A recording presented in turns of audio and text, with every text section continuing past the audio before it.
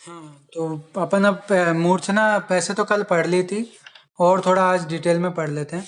तो जाना और मूर्छना में मैं फर्क बता रहा था कि जो जाना है मेनली अपन जो करते थे पहले के टाइम में, जो यूज करते थे लोग, उसका यूज करते थे धातुवाद के लिए।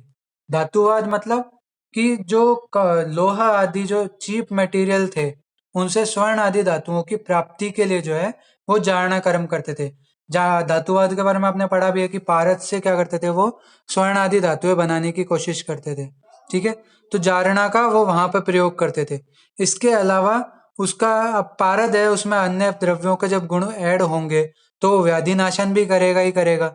तो इसलिए यहाँ पे ये बता रखा है कि जो समगुण या द्विगुण या त्रिगुण या षडगुण गंधक जारण जो है करते हैं अपन पारद में, तो ये अलग अलग व्याधियों पे काम करता है। तो ऑब्वियस बात है कि पारद के गुण के अलावा भी अदर द्रव्यों के गुण भी उसमें ऐड हो रहे थे। इसलिए जो धातुवाद है उसके अलावा ये चिकित्सावाद और देहवाद में भी प्रयोग हो सकता था।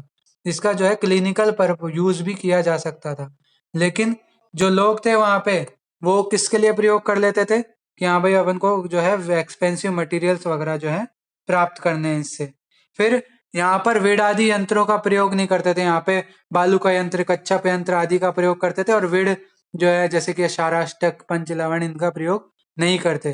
ठीक है, जबकि जो है अपने मूर्छना जो है, सॉरी उल्टा बोल दिया मैंने, कि यहाँ पे जारना में जो है वीड़ आदि यंत्रों का प्रयोग करते हैं। ठीक है, मतलब वीड़ का जैसे शाराष्टक हो गया, लवण पंचक हो गया, इनका प्रयोग करते हैं यहाँ पे। और जबकि मूर्छना में अपन इन चीजों का प्रयोग जो है नहीं करते हैं। ठीक है, जारना के बाद पारद के स्वरूप में और उसके है ना वेट में कोई चेंज नहीं आता। मूर्छना के बाद जो है पारद में कुछ चेंजेस आते हैं। ठीक है, ये कुछ डिफरेंसेस हैं। ठीक है, इनकी एक टेबल बना के मैं आपको भेज दूंगा, जारना और मूर्छना में क्या डिफरेंस है। एक बार मूर्छना अपन पढ़ लेते हैं और कज्जली पढ़ के आज का टॉपिक खत्म करते हैं। तो मूर्छना क्या है कि पारद में निश्चित व्याधि नाशक शक्ति का आदान करना क्या कहलाता है, मूर्छना कहलाता है। या फिर पारद में गंधक के संयोग से अथवा गंधक के संयोग के बिना ही निश्चित रूप से व्याधि नाशक शक्ति को उत्पन्न करना क्या कहलाता है, मूर्छना कहलाता है। मूर्छना के प्रकार, गंधक के साथ कर रहे हो मूर्छना तो सैगंध, गंधक के बिना कर तो निर्गंध। इस प्रकार से दो प्रकार की मूर्छना बताइए। इसके अलावा अपन तीन प्रकार की मूर्छना और मानते हैं, बहिर्धूम, अंतर्धूम और निर्धूम। ठीक है, तो इस प्रकार से जो है मूर्छना के भेद होते हैं। फिर अलग अलग आचार्यों ने अलग अलग है ना ग्रंथों में और अलग अलग भेद बता रखे हैं। जैसे कि 5 भेद और बता रखे हैं, गंधक पिष्टि, गंधबद्ध, गंध जीर्ण, रस गंधक कज्जली और धातु पिष्टि। इस प्रकार से 5 प्रकार के भेद बता रखे हैं। फिर धातु पिष्टि के भी 5 अलग भेद बता रखे हैं। वो बता रखे हैं मूर्छन, स्वर्ण, रजत, ताम्र, अभ्रकसत्व और लोह। ये 5 प्रकार की जो है धातु पिष्टि मानी गई है। आपको इतना कुछ याद नहीं रखना, आपको केवल ये याद रखना है मूर्छना के 2 भेद होते हैं, गंधक के आधार पर गंध, सैगंध और निर्गंध। और आपको क्या बोलते हैं मतलब विधि के आधार पर 3 प्रकार के होते हैं, अंतर्धूम, बहिर्धूम और निर्धूम। बस आपको इतना याद रखना है।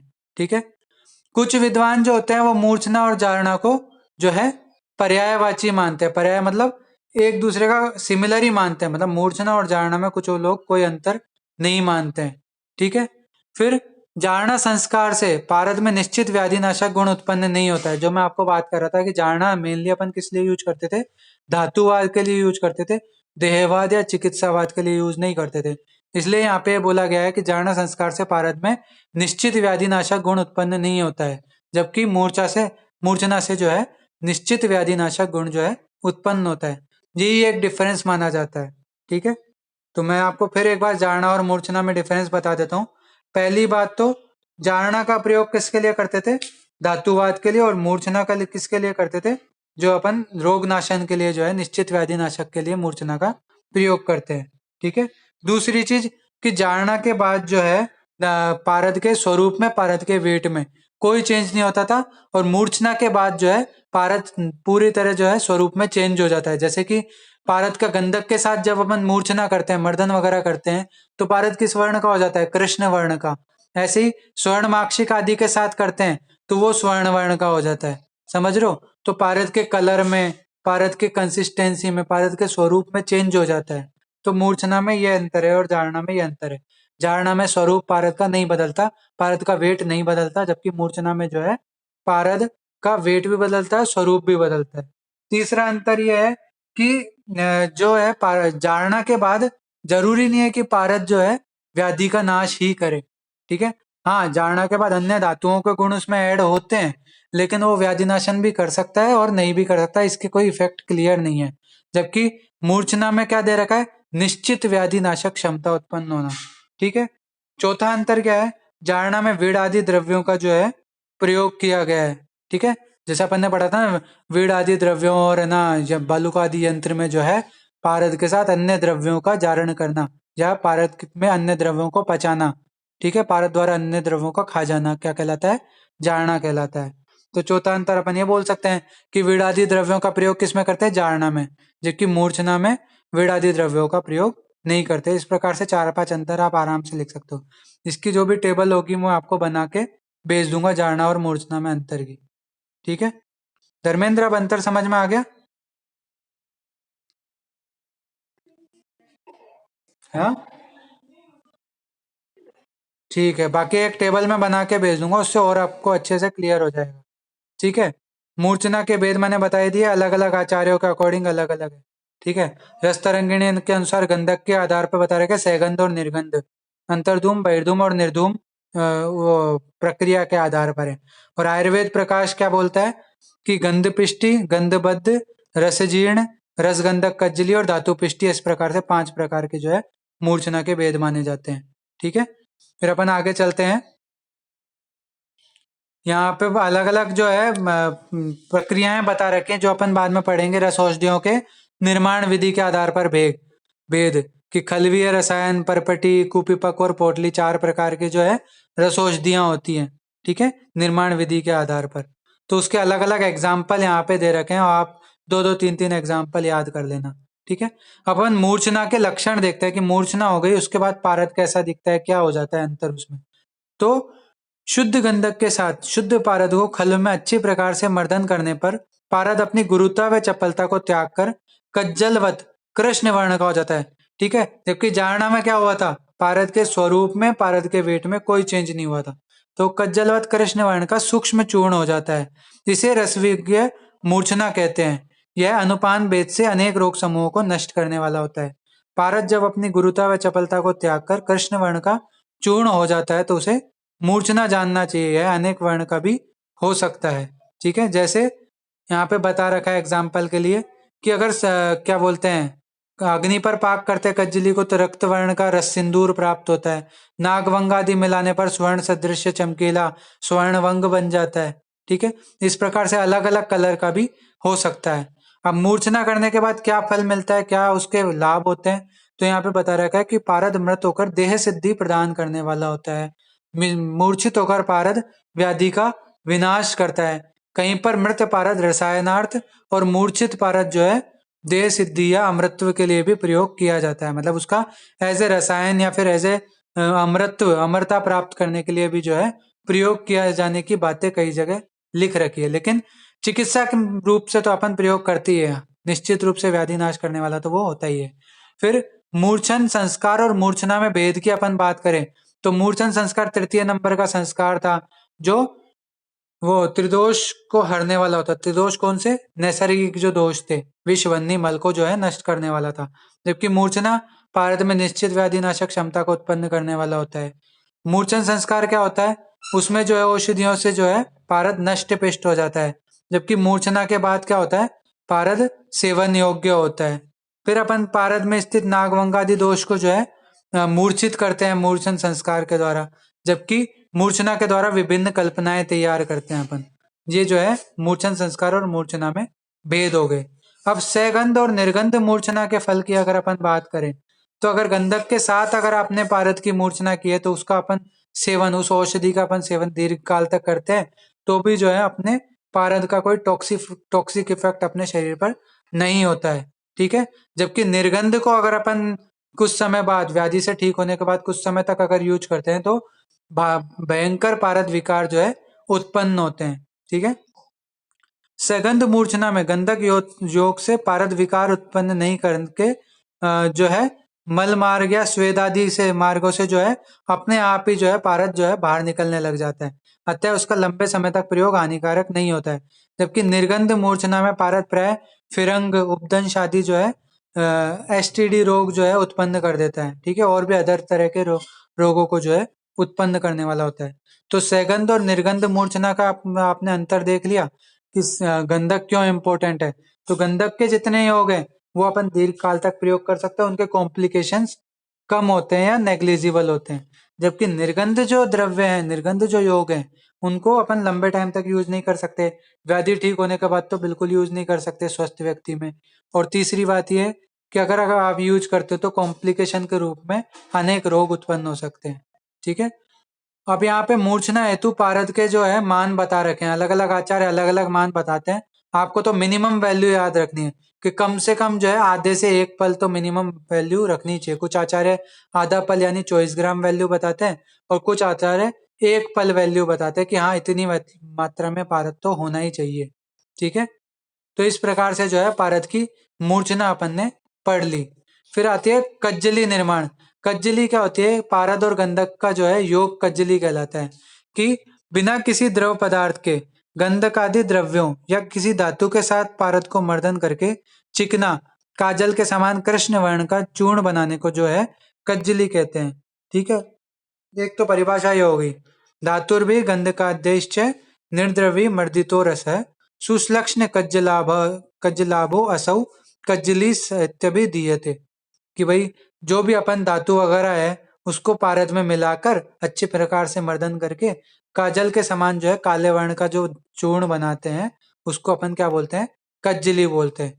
कुछ लोग मात्रा के अकॉर्डिंग कहते हैं कि शुद्ध पारद में संभाग, द्विगुण, त्रिगुण, षडगुण आदि अथवा अर्ध भाग में गंधक मिलाकर कल में अच्छी प्रकार से मर्दन करके कृष्ण चमकीला स्वरूप बनाने को कज्जली कहते हैं।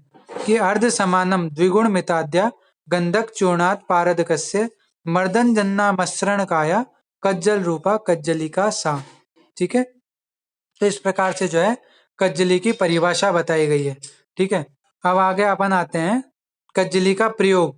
तो कज्जली का प्रयोग कहाँ है? जितने भी पारद के योग बनाते हैं जहाँ पे पारद और गंधक का प्रयोग किया जाता है उन सभी में जो है अपन पहले कज्जली निर्माण करते हैं पारद और गंधक की, और फिर उसका जो है विभिन्न योग बनाने में प्रयोग करते हैं, ठीक है। तो यहाँ पे यही बात बोल रखी है, जिन जिन योगों में शुद्ध पारद और शुद्ध गंधक समान मात्रा में हो वहां पर इनकी संभाग में बनाई हुई कज्जली डालते हैं। और यदि कहीं पर योगों में केवल शुद्ध पारद का उल्लेख हो तो वहां पारद के स्थान पर रस सिंदूर का प्रयोग करना चाहिए। जो अपन रस सिंदूर निर्माण पढ़ेंगे वहां पर क्या है, शुद्ध पारद और शुद्ध गंधक से जो है एक योग बनाया गया है रस सिंदूर, तो वहां पर क्या है, रस सिंदूर का अपन प्रयोग करते हैं।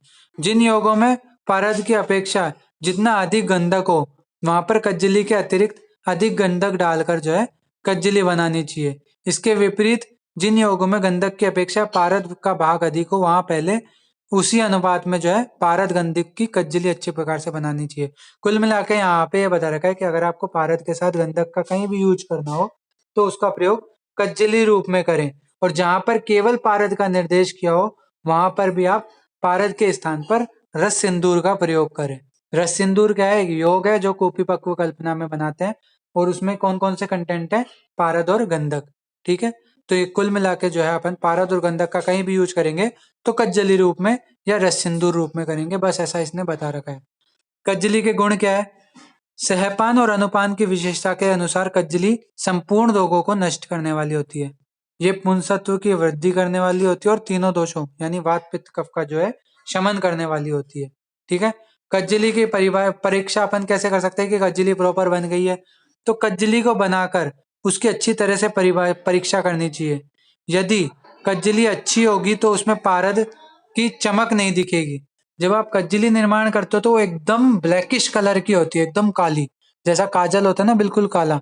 उसमें कहीं भी हल्का सा भी अगर आपको व्हाइट चमकीला पार्ट देख रहा है या चांदी के से कण दिखाई दे रहे हैं, तो आप समझ लेना अभी प्रॉपर रूप से कज्जली का निर्माण नहीं हुआ है। ठीक है, जब तक वो पूरी तरह काली कृष्ण वर्ण की नहीं हो जाएगी ना, तब तक वो कज्जली तैयार नहीं मानी जाएगी।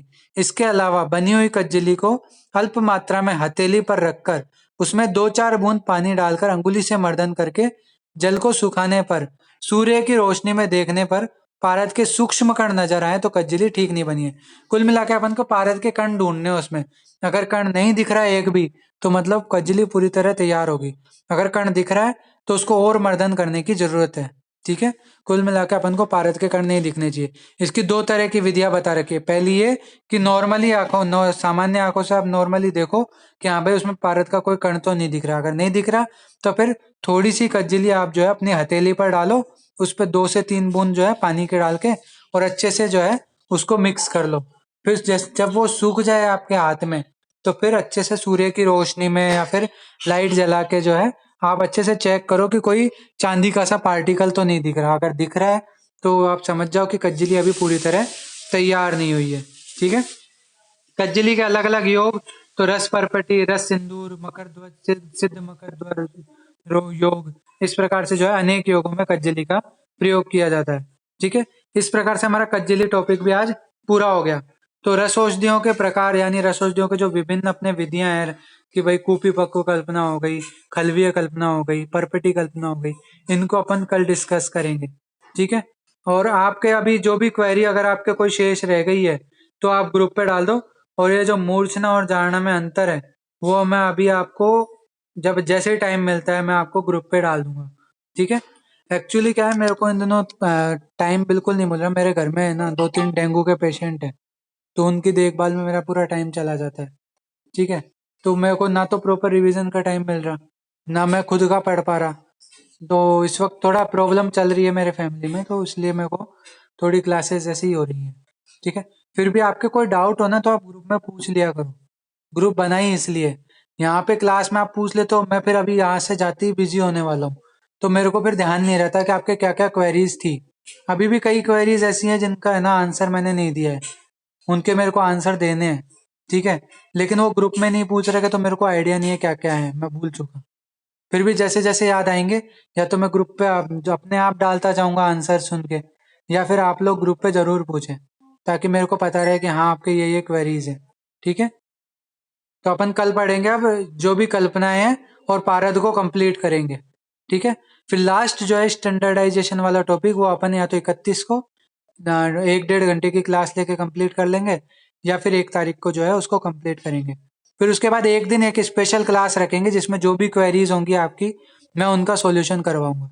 ठीक है, मैं नहीं चाहता आप लोगों को पढ़ाई का कोई नुकसान हो, मैं खुद ये चाहता हूँ कि आप बेस्ट से बेस्ट चीज सीखें, जितना हो सके क्लिनिकल सीखे। आपके बहाने मैं भी कुछ चीजें क्लिनिकली देखने लग जाऊंगा। मैंने भी अपने टाइम में क्या है केवल रटा था। ठीक है, समझने वाली चीजें समझी भी थी, बाकी ज्यादातर चीजें मैंने भी रटी ही थी। तो इसलिए मेरे को भी ऐसा बहुत ज्यादा कोई रसशास्त्र का एक्सपर्ट नहीं हूं मैं। फिर भी आपके लिए मैं पूरी कोशिश करूंगा कि जितना हो सके डीप जाऊं, आपको बेस्ट से बेस्ट चीज दूं। लेकिन उसके लिए आपको भी पढ़ना पड़ेगा साथ के साथ। ठीक है, क्लिनिकल जाना एक अलग बात है और एक एग्जाम के हिसाब से तैयारी करना एक अलग बात है, दोनों काम अपन को करने हैं। ठीक है, क्लिनिकल वे में भी चीजें समझनी है और एग्जाम के लिए भी तैयारी करनी है। अच्छा, जो मैं क्वेश्चन आपको पिछले वाले बताए थे अब तक के, यंत्र उपकरण प्रकरण तक के, वो सब आपने कॉपी में लिखे? नहीं लिखे हो तो लिखो। ठीक है, उनको लिख के प्रैक्टिस करोगे तो आपको एकदम टिप्स पे हो जाएंगी वो चीजें। एग्जाम में आपका एक भी क्वेश्चन गलत नहीं होना, आप आराम से 80-90% मार्क्स बड़े आराम से ला सकते हो। ठीक है, लापरवाही आप करोगे तो आपको ही नुकसान है। मैं तो मेरी तरफ से मेहनत कर लूंगा।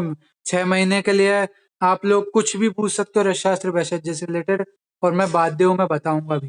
चाहे कैसे भी बताऊं, कितने ही टाइम में बताऊं, मैं आपको आंसर दूंगा।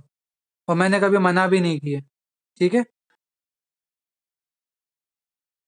चलो ठीक है, अपन कल पढ़ेंगे। अब एंड करता हूँ मैं क्लास।